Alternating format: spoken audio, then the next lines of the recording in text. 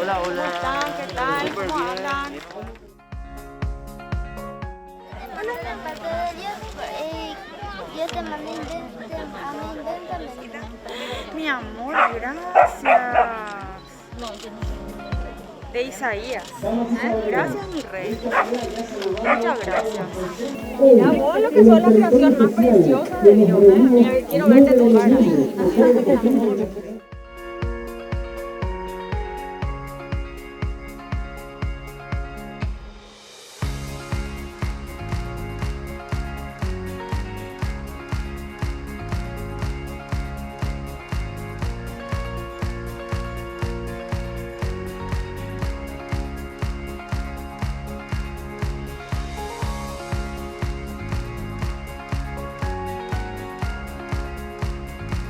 Porque mayormente las hojas echar al supermercado, mercado fuera de gente y cuál más nada.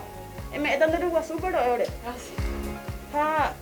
Ahora ya capacitar las hojas por mamá. Primeramente lo ya por la leche de soja.